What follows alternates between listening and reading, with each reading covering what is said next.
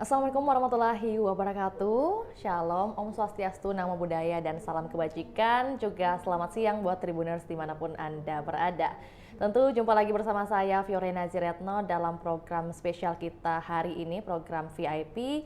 Dan tentunya kita akan membahas isu-isu atau juga informasi-informasi krusial yang perlu kami bagikan kepada Tribuners dimanapun berada. Karena di segmen kali ini tentunya spesial karena kita akan menggali bagaimana kebijakan, juga tantangan apa yang dirasakan oleh pemerintah, dan juga langkah-langkah yang telah diambil atau yang akan diambil dalam pengentasan atau juga mengatasi masalah perkawinan anak di Sulawesi Selatan secara khususnya. Dan untuk itu tema kita di hari ini lebih spesifik bagaimana pencegahan perkawinan anak di Sulawesi Selatan. Bersama narasumber kita sudah hadir di studio Tribun Timur, ada Ibu Haja Andi Mirna SH selaku Kepala Dinas DP3A Dalduk KB Provinsi Sulawesi Selatan. Dan langsung saja kita sapa narasumber kita di siang hari ini. Selamat siang Bu, Assalamualaikum warahmatullahi wabarakatuh. Siang, Assalamualaikum warahmatullahi wabarakatuh. Oke. Apa kabar Mbak Flo? Ya Mbak, panggil Mbak Flo Iya, ya? panggil Iya. Mbak Fia aja, Ya Mbak Ibu. Fia, oh Iya. ya Mbak Fia. Terima kasih banyak ya sudah diundang ke Tribun untuk melakukan wawancara Oke. bagaimana pencegahan perkawinan anak yang telah dilakukan oleh pemerintah Provinsi Sulawesi Selatan kepada informasi yang kami sampaikan kepada Tribuners yang bisa mendengarkan apa yang Baik. kami sampaikan dan Iya. kami paparkan. Tentunya kami di juga siang merasa hari terima ini. kasih Iya. banget Bu ya. Iya. Terima kasih sekali Ibu Mirna sudah menyempatkan waktunya di tengah kesibukan yang begitu padat ya Bu. Iya. Sudah bisa langsung mampir ke studio Tribun Timur dan membagikan informasi ini Iya. kepada Tribuners. Lantas mungkin bagaimana kabar Ibu? Alhamdulillah, baik, sehat. Iya. Masih sangat bugar Bu ya. Iya. Alhamdulillah. Alhamdulillah. Ini Iya. Vio merasa sedikit ini Bu ya, agak Iya. minder karena ternyata Ibu Mirna cantik banget. Alhamdulillah. Iya, Iya. alhamdulillah. Oke, Ibu, dan menyoal tema kita di hari ini, menyoal angka atau Iya. bagaimana pengentasan lah ya, pencegahan perkawinan anak. Tentunya kita mau mendengar dulu nih informasi terkini gitu ya, kondisi Iya. terkini dari kasus perkawinan anak khususnya di Sulawesi Selatan seperti apa sih Bu trennya? Iya, trennya di Sulawesi Selatan ini kalau di 2021 ke 2022 ada sedikit peningkatan sekitar ya 0,7% ya.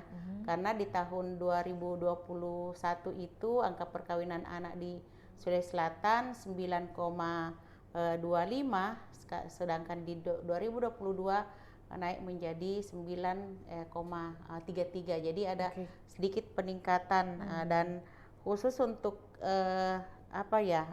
target nasionalnya itu kan perkawinan anak itu 9,23. Sebenarnya di 2021 kita sudah hampir dapat karena target nasional itu 9,23, sementara kita kan 9,25, tapi di 2022 ya target nasional 8,06, kita ada peningkatan 9,33.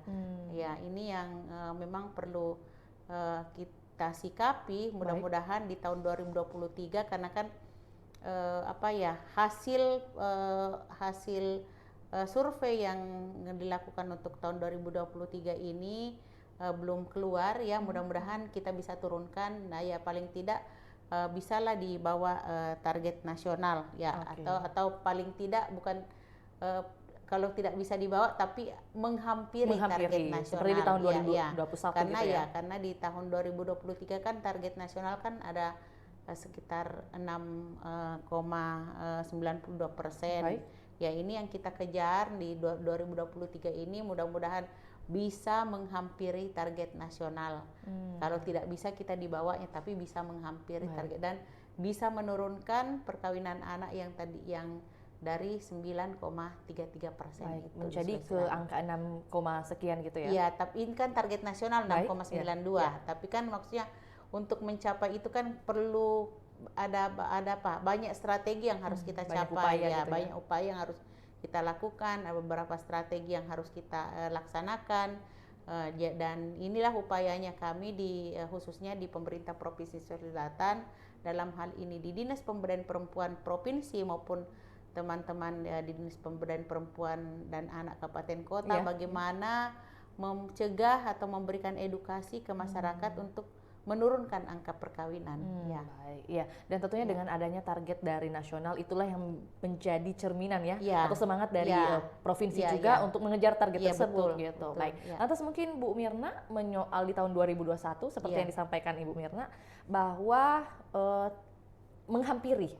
Tadi dikatakan menghampiri. Lantas apakah mungkin ketika di tahun 2021 itu kita ketahui bersama itu masa-masa pandemi COVID-19, apakah hal tersebut yang bisa membantu adanya mungkin penurunan dari angka yang ditargetkan? Ya mungkin itu menjadi salah satu faktor kemarin di masa pandemi itu kan silaturahmi terbatas. Silaturahmi terbatas. Terus mobilisasinya juga baik anak ataupun siapapun juga agak terbatas. Makanya mungkin juga pergaulan atau apalah yang memang betul-betul ada juga sih sebenarnya positifnya ini segi positifnya, tapi bukan karena kita bukan juga kita menginginkan penyakit itu selalu ada, tapi paling tidak ada segi positifnya sedikit karena kan mengurangi interaksi apalagi di kalangan anak-anak. Karena yang banyak perkawinan anak yang terjadi karena itu tadi banyaknya anak-anak yang karena pergaulan bebas hamil di luar pernikahan. Tapi ada juga beberapa memang yang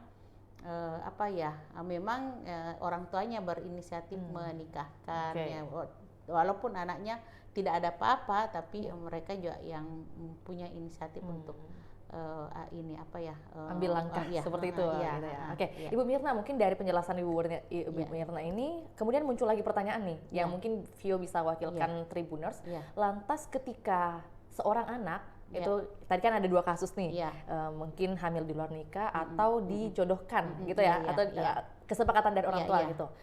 Kira-kira anak ini bisa dikatakan sebagai korban atau bagaimana mungkin statusnya? Jadi begini, di 2021 kan masa pandemi itu kan agak walaupun agak tinggi tapi bisa mendekati yang kata rata-rata nasional. Di tahun 2022 kemarin itu sudah ada undang-undang TPKS namanya, Undang-Undang Tindak Pidana Kekerasan Seksual nomor 12 tahun 2022 yang memang kalau tidak salah di pasal 9 atau pasal 10 dikatakan bahwa siapapun yang terlibat di dalam perkawinan anak mereka bisa dipidana kurungan 9 tahun dengan denda uang 200 juta. Cuman ini kan belum secara masif kita mensosialisasikan. Tapi ada berapa langkah baik kemarin, praktik baik kemarin yang di tahun 2022 itu yang ada berita sempat viral di Kabupaten Wajo yang menikahkan anak di bawah umur sampai Ibu Menteri langsung turun ke Kabupaten Wajo untuk melihat bagaimana perkawinan anak di Wajo, dan langkah-langkah yang dilakukan oleh Pak Bupati Wajo ini dianggap sangat baik sekali karena Pak Bupati membuat MOU antara kepala daerah, Porkompimda, kemudian kepala desa, imam desa, tokoh masyarakat dan Kandep dengan MUI di Kabupaten Wajo untuk bagaimana mencegah perkawinan anak di Wajo tersebut. Karena di angka kita yang di Sulawesi Selatan itu memang Wajo itu selalu tertinggi perkawinan anaknya.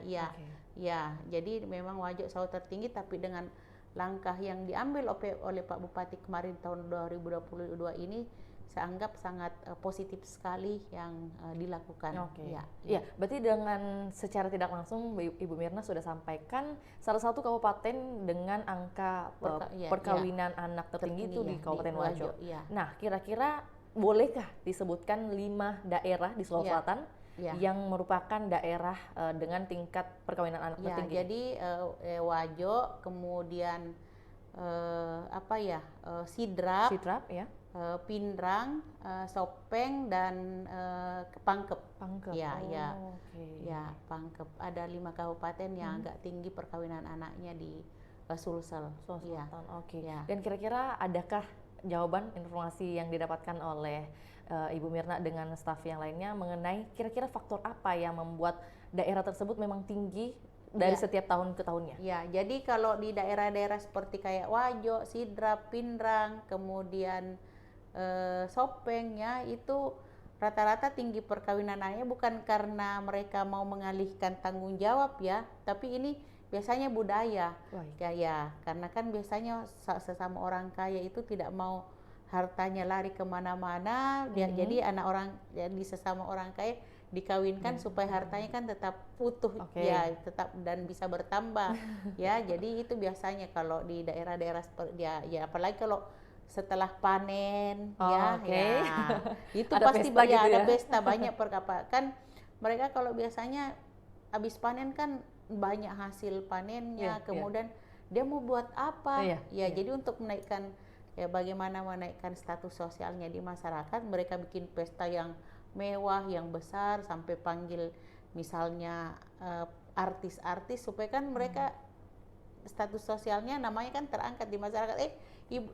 Anaknya si Anu kemarin kawin panggil artis ini loh, ini ya. Jadi ya itulah salah satu untuk mengangkat. Ya kan kalau misalnya tidak ada apa-apa kan mereka tidak dikenal. Berarti ada faktor ketenaran yang mau diperlihatkan gitu.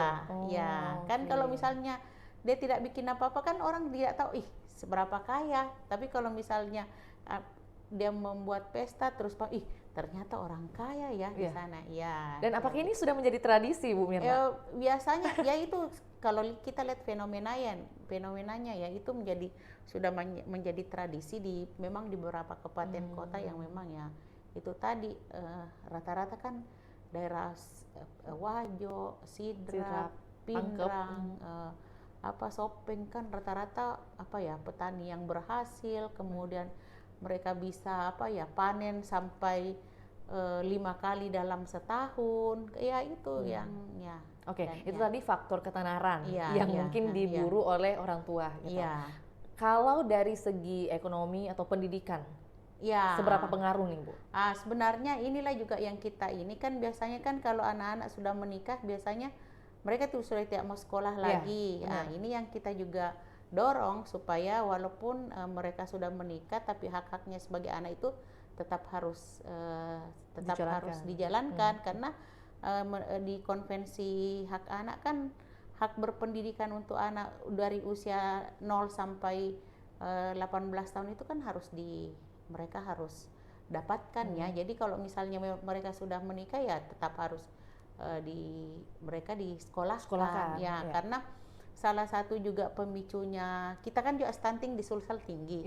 Benar. Salah satu pemicunya stunting tinggi itu karena tadi banyak perkawinan anak, sementara kan biasanya kalau anak-anak sudah menikah misalnya mereka hamil atau apa kan dia tidak memperhatikan gizi gitu gizinya, dia semua apa saja yang dia mau makan dia makan, padahal kan mungkin 1000 HPK itu kan mulai dari kehamilan sampai anak umur 2 tahun harus diperhatikan, sementara mereka kan masih mau bermain, mau masih apa, jadi mungkin usapan gizi selama hamil tidak mencukupi, kemudian begitu melahirkan dia juga tidak memberikan ASI yang cukup kepada anaknya karena mereka masih mau main, jadi mungkin dia serahkan saya ke orang tua, kan kamu yang mau menikahkan saya ya.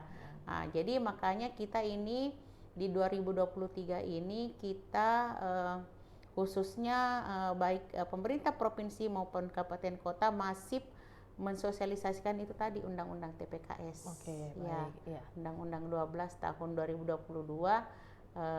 dan kalau di Wajo itu ya mereka di tahun 2020 kemarin ya mereka sudah sampai ke aparat dibawa di desa karena kan sampai imam-imam desa, kemudian karena Porkompimdanya ikut, Pak Kapolres maupun Pak Dandim itu Babinsa Babim Kamtipmasnya juga ikut, jadi mereka ikut mengawasi dan mereka ada juga kayak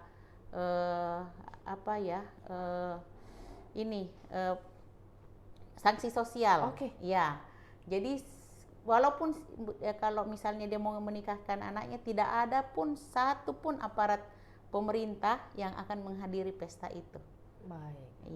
Jadi ada sanksi sosial diberikan. Berarti yang dimaksud dalam pembahasan kita ini adalah anak yang berusia di bawah 19 tahun. 19 tahun. Iya. Oke. Dan ini kita juga tayangkan di layar kaca saat ini Tribuners bagaimana data 5 kabupaten kota tertinggi menyoal penurunan dispensasi nikah gitu dan diungguli di Wajo kemarin oleh karena Kabupaten dari Wajo. 2020 dengan adanya kemarin MOU itu di 2023 ini Wajo bisa turun signifikan. Baik. Ya. Pindrang juga sudah ada penurunan, kemudian Sinjai, Sopeng dan ada juga di Sidrap juga sudah. Ya, tapi ini yang masih apa ya? Masih agak tinggi perkawinan anaknya di Sulawesi Selatan. Oke. Ya. Jadi walaupun ada penurunan tapi memang di tempat tersebut masih ada tingkat perkawinan yang tinggi gitu. Oke, baik. Ya, mungkin tadi yang disampaikan juga oleh Ibu Mirna bahwa ketika mungkin ada alasan menikahkan anak gitu, tentunya yang harus diperhatikan adalah asupan gizi dari calon bayi yang dikandung gitu ya, dan tidak serta-merta hanya melepas tanggung jawab aja setelah menikahkan anak di usia masih muda gitu. Oke. Lantas mungkin terkait peran orang tua, kita berbicara tentang peran orang tua atau keluarga dalam mendukung atau menghambat bahkan program-program pemerintah. Kira-kira contoh kasusnya adakah yang didapati, Bu? Ya, jadi peran orang tua ini kan ada juga beberapa anak yang melakukan pernikahan karena kan itu tadi MBA ya. Ada MBA hamil di luar nikah. Ya, ini karena faktor pergaulan. Baik. Ya, pergaulan bebas.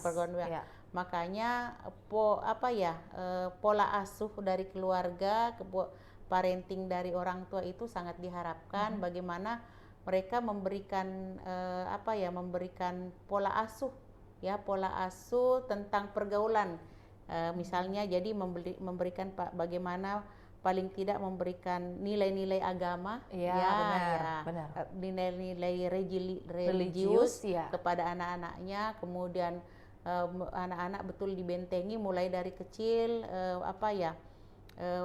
bagaimana memberikan pendidikan agama yang baik kepada anak-anaknya supaya mereka tahu yang kalau saya melakukan ini saya melakukan perbuatan dosa dan ini tidak boleh dilakukan. Dan ada juga beberapa yang memang tidak boleh dilakukan anak-anak karena dia belum dewasa. Dan akibatnya kan ini ada beberapa akibat yang didapatkan. Jadi dari perkawinan anak juga itu ya bisa juga memicu tingginya angka perceraian karena kan sebenarnya mereka belum siap. Baik secara mental maupun secara finansial ya, karena kan cuman biasa kalau misalnya kayak itu misalnya orang tuanya saja yang mau, kesepakatan antara dua belah pihak, anaknya belum ini ya. Mungkin ada juga yang memang karena sudah sama-sama ini ya itu tadi yang terlanjur ini ya, tapi biasanya begitu anaknya sudah lahir ya memang kalau cinta mungkin, tapi secara mental mereka belum siap. Karena apalagi kalau misalnya kita perempuan itu di bawah 18 tahun itu kan organ reproduksi kita belum siap untuk dibuahi. Jadi bisa saja nanti ya setelah ini ya itu juga memicu ya banyaknya penyakit-penyakit ya yang misalnya kayak kanker rahim, cervix ini yang banyak juga dialami karena kemudian juga misalnya kawin muda itu resikonya sangat tinggi sekali ya, baik untuk anaknya maupun ibunya karena bisa resikonya kematian ibu dan anak yang tinggi. Berarti karena belum adanya belum siap gitu ya. Berarti hingga saat ini mungkin Ibu Mirna punya gambaran kah kira-kira untuk disampaikan ke Tribuners dampak dari adanya perkawinan anak di Sulawesi Selatan, kira-kira seberapa besar nih dampaknya dari segi tadi yang disampaikan ada perceraian, kemudian ada mungkin penyakit yang didapatkan oleh perempuan, itu kira-kira berapa persen, Bu? Ya, jadi kami data yang kami dapatkan ya memang rata-rata yang banyak karena perkawinan anak itu ya tadi ada beberapa dampak yang kami dapatkan ya, misalnya melahirkan anak, tingginya kematian ibu dan anak, kemudian tingginya angka stunting, kemudian tingginya juga mereka mendapatkan itu tadi penyakit yang kanker serviks itu, Kemudian ya tinggi juga yang anak-anak yang sudah tidak sekolah lagi. Sementara kan hak-haknya, hak-hak berpendidikan, hak bermain, hak untuk mendapatkan perlindungan, ya, hak untuk mendapatkan pelayanan kesehatan, itu mereka harus dapatkan. Tapi kalau misalnya mereka sudah menikah, pastikan kalau misalnya walaupun dia mau hak sekolahnya masih tetap kita bilang ayo kita ke sekolah, tapi kan mungkin kalau dia sudah hamil kan dia sudah malu ke sekolah, ya. Ada perubahan bentuk fisik, ya. Terus kalau mungkin sudah ada, apalagi kalau misalnya mereka hamil di luar nikah kan bisa menjadi korban bully lagi dengan teman-temannya di sekolah. Ya, itulah makanya kami sangat mengharapkan sekali, ya, bukan saja orang tua ya di dalam, tapi lingkungan, baik lingkungan di sekitar rumah maupun lingkungan sekolah bisa membantu kami bagaimana mengedukasi anak-anak dan masyarakat bahaya atau dampak yang didapatkan apabila anak-anak melakukan perkawinan di bawah 19 tahun. Oke, berarti dari statement terakhir Ibu Mirna ini bukan hanya tugas dari DP3A, Dalduk KB saja yang punya tugas seperti ini. Jadi jadi ini ada unsur pentahelix sebenarnya harus di dalamnya. Jadi bukan cuma kami DP3 pemerintah, tapi harus ada masyarakat di dalamnya, ada unsur-unsur media. Jadi seperti Tribun ini kami sangat berterima kasih sekali kita diundang untuk memberikan menyampaikan informasi ya, atau mensosialisasikan ya informasi ke masyarakat ya, unsur media juga perguruan tinggi, kemudian dunia usaha juga mungkin ya, karena kan di daerah banyak juga kan pengusaha-pengusaha yang maksudnya ya mungkin bisa bukan pekerja anak ya, tapi paling tidak kalau misalnya dia sudah kawin terus dia mau dipekerjakan misalnya di perusahaannya, saya tolak karena kamu masih pekerja anak. Terus misalnya kalau kau sudah kerja terus anakmu kau punya anak kan bagaimana nanti bagi waktunya. Ya ini semua. Jadi memang di dalam pencegahan perkawinan anak ini bukan cuma kita pemerintah, tapi itu tadi unsur pentahelix harus ada tetap di dalam. Harus terlibat. Ya, semua harus terlibat. Baik. Ya, makanya ini di Tribun ini saya terima kasih sekali Tribuners ini bisa mendengarkan dan mudah-mudahan apa yang saya sampaikan ini bisa diterima ya di masyarakat dan bisa mencegah menurunkan perkawinan anak di Sulawesi Selatan di 2023 ya, karena kita sangat harapkan ini memang kita sangat mengharapkan penurunan perkawinan anak. Pokoknya kita menekankan lah ya, angka perkawinan anak di Sulawesi Selatan ini tidak melonjak lagi gitu, betul. Apalagi di tahun kita hitungnya di tahun 2024 ini nantinya kita akan bahas lebih lanjut gitu ya.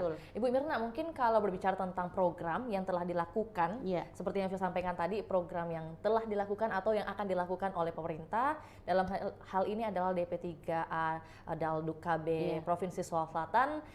Salah satunya adalah mensosialisasikan informasi ini melalui tayangan ini. Nah, program lainnya mungkin yang sedang berjalan seperti apa lagi Bu yang ada di daerah mungkin atau di kota juga? Ya, jadi ada beberapa program yang kami lakukan khususnya ya dengan teman-teman dari UNICEF, kemudian juga dari USAID RAT, kemudian ada banyaklah teman-teman dari baik dari teman-teman mitra kami ya, kemudian dari LSM, dari NGO yang membantu kami ya, memsosialisasikan tentang perkawinan. Jadi kita juga ada forum anak ya, ada forum anak kami libatkan ya, karena forum anak ini kita sudah bentuk di 24 kabupaten kota.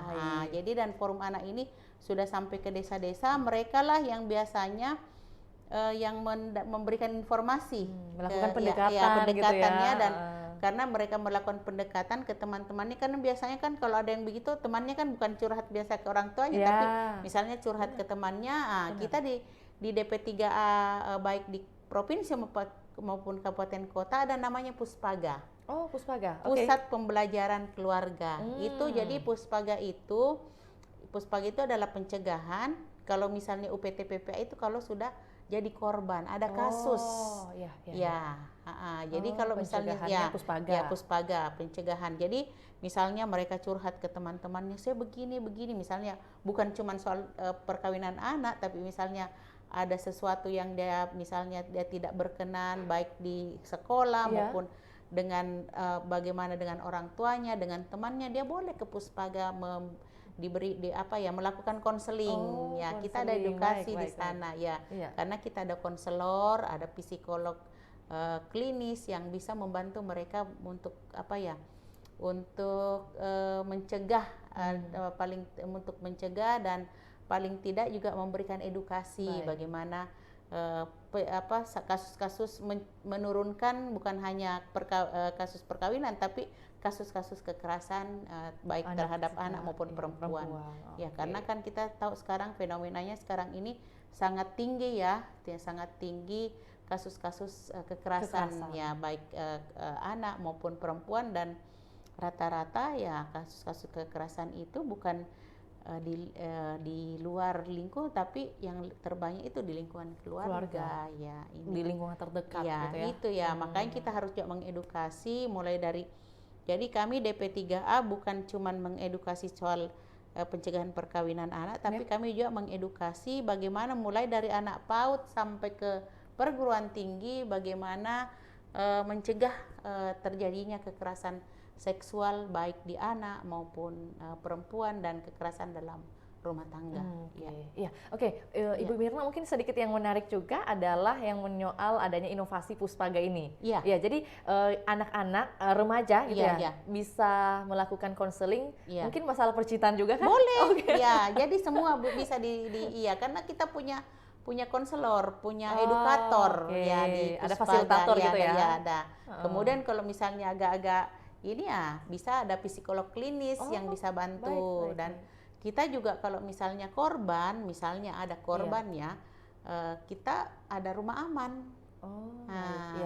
Jadi kalau misalnya anaknya misalnya dipaksakan kawin sama orang tuanya terus lari mengadu ke kita, kita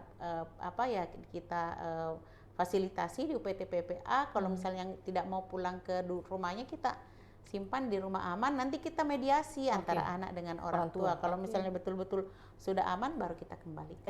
Berarti layanan Puspaga ini kemudian amit-amit kalau ada korban, itu kan bisa melakukan konseling lebih lanjut lagi di UPT gitu ya. Kemudian ada juga rumah aman. Ini untuk para korban gitu atau yang mungkin tadi case-nya melarikan diri dari adanya mungkin permintaan orang tua dan sebagainya. Kita tidak tahu. Layanan ini bisa diakses oleh anak-anak usia mulai berapa nih, Bu? Mulai dari misalnya SD dia dapat misalnya perlakuan tidak enak, boleh ke Puspaga Dan itu kita ada hotline-nya. Ada hotline ada juga Instagram-nya, pokok semualah media, ada FB-nya, ada Instagram, ada Twitter, mereka punya. Jadi baik Puspaga maupun UPT DPPA itu punya semua. Ada nomor telepon juga jadi 24 jam itu hotline itu bisa dihubungi. Nanti kita bantu juga untuk terapkan di kolom komentar gitu ya. Disosialisasikan. Baik, Ibu Mirna, mungkin kalau menyoal sosialisasi di sosial media, ini kan kalau berbicara tentang anak-anak, berarti saat ini perannya itu mengarah ke digitalisasi. Betul. Kira-kira bagaimana mungkin masifkah pendidikan atau edukasi yang diberikan oleh DP3A provinsi? Kita masif melakukan. Malah kita mengadakan ini Puspaga Goes to School. Baik. Kita go to school. Di tahun 2023 ini kita di Unhas kita pernah, di UNM kita pernah, di UIN kita pernah. Khusus untuk perguruan tinggi tapi kalau di sekolah-sekolah itu ada beberapa sekolah baik SMP, SMA, kemudian juga ada kemarin kayaknya persatuan sekolah gitu membuat satu acara bagaimana mencegah misalnya bullying di sekolah. Kemudian ada beberapa yang memang kita lakukan. Jadi kita masif.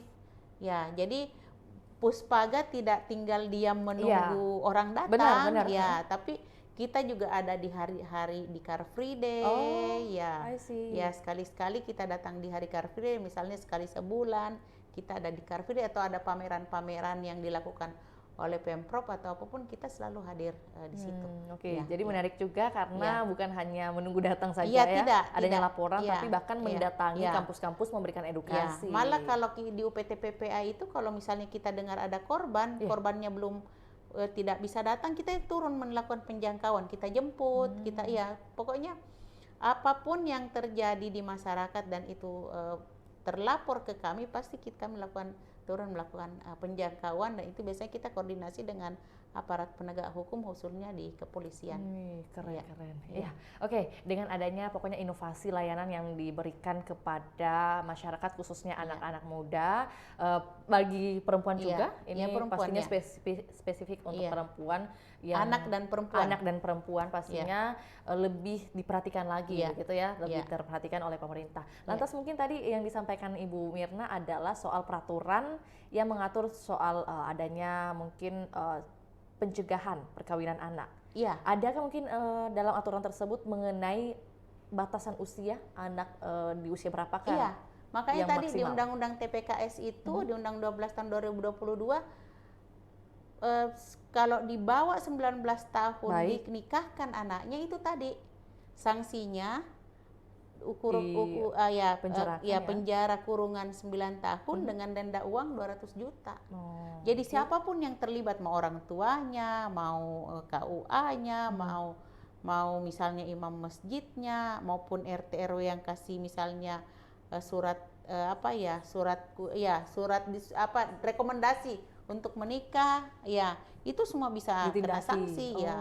Ya, makanya di Wajo itu dengan kemarin begitu ada Bu Menteri turun, ada MOU dengan Pak Bupati, dengan Forkopimda dan semua unsur-unsur yang terlibat ini 2023 bisa turun perkawinan naik karena dan Wajo juga mereka punya satu inovasi, di setiap hari Jumat itu sebelum khutbah Jumat diumumkan mengenai pencegahan perkawinan anak. Jadi siapapun yang melakukan perkawinan ini, jadi itu masyarakat menjadi rutinitas setiap hari Jumat gitu ya. Dan mereka sudah tahu, jadi mereka takut tapi kan kita tidak tahu, siapa tahu mereka dia bawa anaknya pergi keluar daerah yang belum ini tapi dengan adanya seperti itu Wajo turun signifikan. Berarti rutinitas yang dilakukan oleh Kabupaten Wajo ini salah satu rutinitas yang baru dilakukan oleh makanya Kabupaten ini Wajo. Bisa menjadi praktik baik nanti, bisa menjadi percontohan bagi daerah lainnya. Jadi sudah ada beberapa kabupaten kota yang melakukan studi tiru ke Wajo, paling tidak untuk praktik baiknya itu bisa praktikan juga di daerah lain, di kabupatennya, diimitasi adopsi, amati, tiru, modifikasi dan terapkan. Jadi kalau sampai ATM aja berarti nggak diterapkan. Jadi harus ada T-nya lagi, terapkan, amati, tiru, modifikasi dan diterapkan. ATMT dari DP3A Dalduk Provinsi Sulawesi Selatan. Ibu, menyoal peran tadi disampaikan ada beberapa yang terlibat dalam kita berbicara tentang kasus di Kabupaten Wajo, sehingga keterlibatan dari beberapa stakeholder ini bisa membuat turunnya angka perkawinan anak khususnya di Kabupaten Wajo. Lantas mungkin menyoal peran tokoh masyarakat, peran kita berbicara tentang influencer gitu. Hari ini seperti apa? Apakah mungkin ada keterlibatan juga dari influencer yang ada di provinsi? Karena itu tadi influencernya cuma anak-anak Puspaga aja, kita belum pakai orang luar karena keterbatasan anggaran juga di DP3A. Jadi yang selain forum anak menjadi influencernya kami tapi ini forum anak sangat berperan karena mereka menjadi 2P, namanya pelopor dan pelapor. Jadi pelopor itu dia memberikan edukasi ke teman-temannya, kemudian dia pelapor kalau misalnya ada sesuatu yang dia dapatkan, misalnya kasus, dia langsung laporkan. Kalau misalnya belum korban, masih mau bisa diedukasi, dilaporkan ke Puspaga. Jadi kita yang langsung turun jemput bola, tapi kalau misalnya sudah jadi korban itu ditangani oleh UPT PPA. Jadi influencernya selama untuk kita selama ini pakai forum anak saja. Karena juga sudah masif juga kan? Iya, masif. Karena kalau kita mau pakai influencer yang sudah profesional itu kita punya keterbatasan dana DP3A. Oke, oke Bu. Iya, Ini kan juga sekaligus memberi informasi Iya, juga iya, gitu. iya. Siapa tahu Tribuners berharapnya ada Iya, seperti itu, betul, tapi iya. sudah disampaikan dan Iya. diklarifikasi oleh Iya. Ibu Mirna bahwa saat ini memang upaya-upaya masif yang dilakukan adalah menggandeng forum anak Iya. di 24 kabupaten kota di Iya, Sulawesi iya. Selatan. Oke, Ibu, secara spesifik lagi nih, kalau berbicara tentang kabupaten kota di Provinsi Sulawesi Selatan, tentunya ada daerah terpencil, maksudnya pedalaman mungkin yang menjadi atau mendapatkan tantangan nih dalam adanya edukasi yang diberikan. Ya. Kira-kira seperti apa tantangannya? Ya tantangannya ya misalnya daerah-daerah yang pegunungan yang sulit kita jangkau kan biasanya di situ biasanya yang dia tinggi perkawinan anaknya ya. Makanya ya kita ada lagi namanya di desa namanya PATBM. Pemberdayaan masyarakat, pemberdayaan partisipasi masyarakat berbasis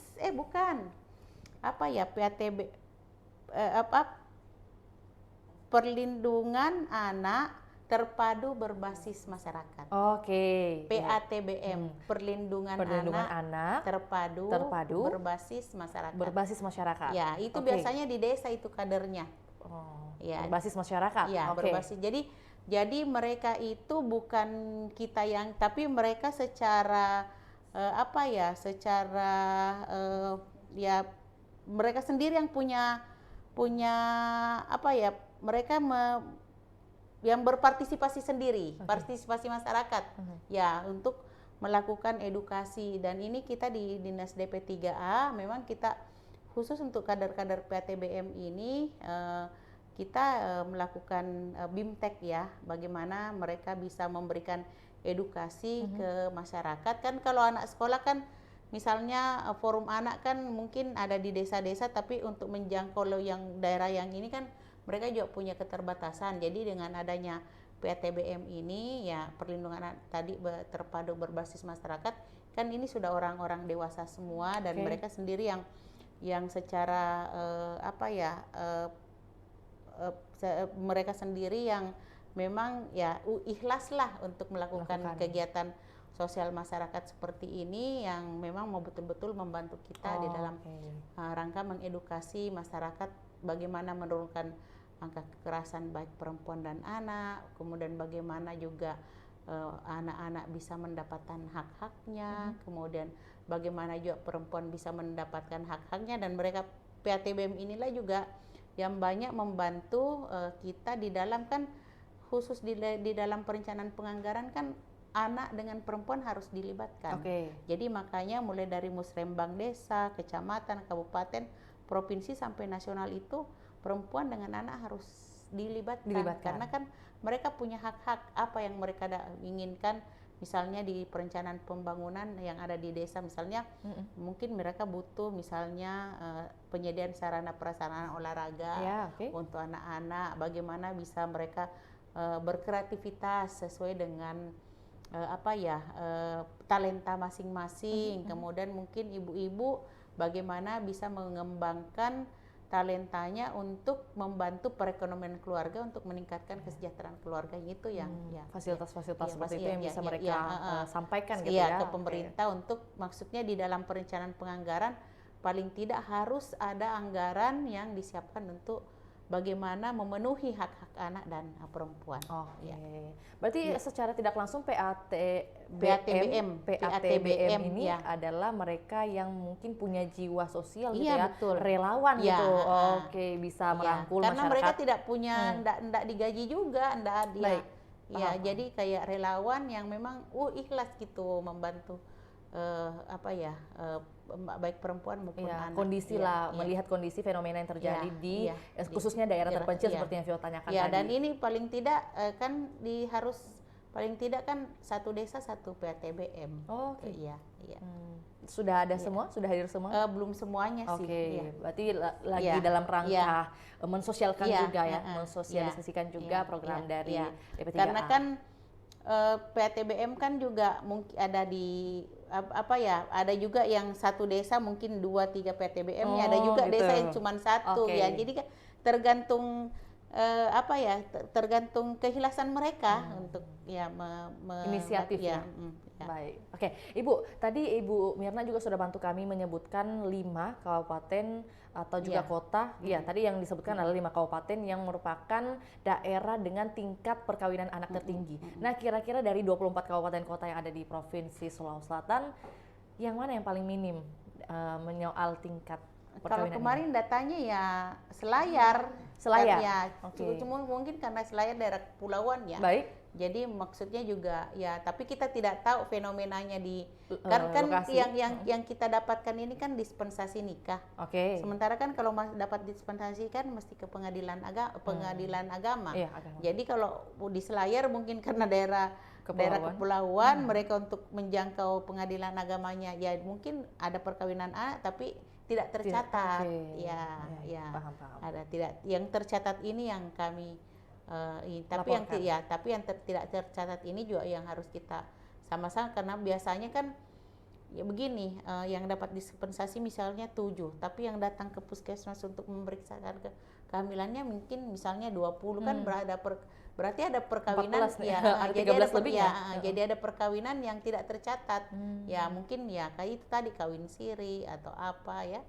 Ya karena kan yang tercatat ini yang di pengadilan agama yang kita lihat. Oke, ya, data yang ada ini berdasarkan dari pengadilan agama ya, yang dapat dispensasi nikah. Baik, ya. Berarti untuk sekaligus menutup gitu, closing statement dari Ibu Mirna dengan kalimat terakhir bahwa mungkin ada yang melapor atau mungkin ada yang tidak melapor, tapi sudah melakukan perkawinan anak di daerah-daerah tertentu nih di Sulawesi Selatan.